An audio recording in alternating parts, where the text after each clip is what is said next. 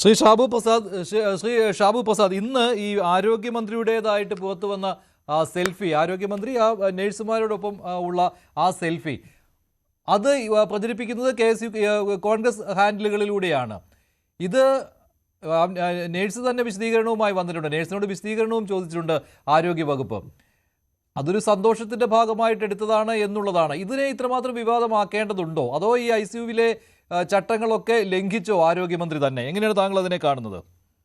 അല്ല, ഇന്നാണ് എനിക്ക് മനസ്സിലായത്, ആ ഫോട്ടോ പുറത്തു വന്നതിന് ശേഷമാണ്. അതായത് ഈ സന്തോഷ നിമിഷങ്ങൾ ഉല്ലാസകരമാക്കുക എന്ന് ചില ഫാക്ടറികളിലൊക്കെ എഴുതി വെച്ചിരിക്കുന്നുണ്ട്. അതേപോലെ തന്നെ ഇങ്ങനെ അനാരോഗ്യകരമായ നിമിഷങ്ങളും ICU പോലുള്ള ഇടങ്ങളും ഉല്ലാസഭരിതമാക്കണം എന്ന പുതിയ നമ്മുടെ കേരളത്തിലെ പുതിയ ആരോഗ്യ വകുപ്പിന്റെ പുതിയ നയത്തിന്റെ ഭാഗമായിട്ടായിരിക്കാം ഈ ഉല്ലസിക്കുന്ന പടമൊക്കെ ഈ പുറത്തു വന്നിരിക്കുന്നത്. ശരി, അതായിക്കോട്ടെ, നല്ല കാര്യം. പക്ഷേ ഈ അഭിനയത്തില് ഈ വീണ ജോർജ് കുറച്ചുകൂടെ പഠിക്കാനുണ്ട് കേട്ടോ. അതായത് പണ്ട് ഇവിടെ CBI അറസ്റ്റ് ചെയ്യാൻ വന്നപ്പം നമ്മുടെ P. ജയരാജൻ ഒരു കിടപ്പ് കിടന്നത് ഓർമ്മയുണ്ടോ?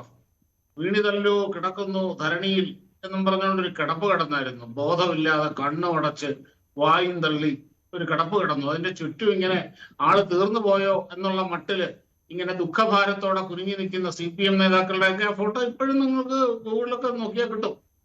അത്രയും പോരാ, ആ ലെവലിലേക്ക് വീണ ജോർജ് കേജ്രിവാളിനടക്കം വെറുതെ വിട്ടിട്ടുണ്ട്.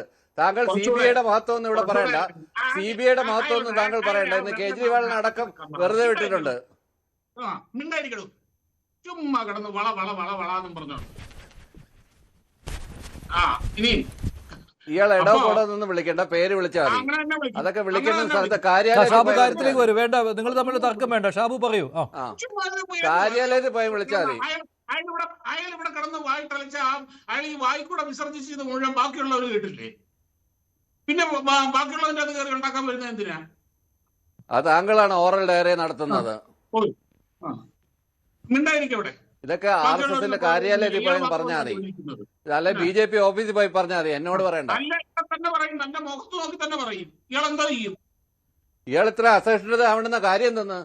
CBI ഇന്ന് കേജ്രിവാളിനെ വെറുതെ വിട്ടു എന്നല്ലേ ഞാൻ പറഞ്ഞുള്ളൂ. CBIയുടെ മഹത്വം പറഞ്ഞുകൊണ്ടിരുന്നുണ്ട്. ഞാൻ കുറച്ച് അസഹിഷ്ണുവാ, മിണ്ടായിരിക്കവിടെ. ഇനിയും അപ്പം ഇത് ഇവരുടെ സ്ഥിരം നമ്പറാണെന്നേ. ഒരു കാര്യം ഞാൻ പറയാം, വളരെ കൃത്യമായിട്ട് പറയാം മഞ്ജുഷേ. ഇവരുടെ കൃത്യമായ അജണ്ടയോട് കൂടിയാണ് ഇത്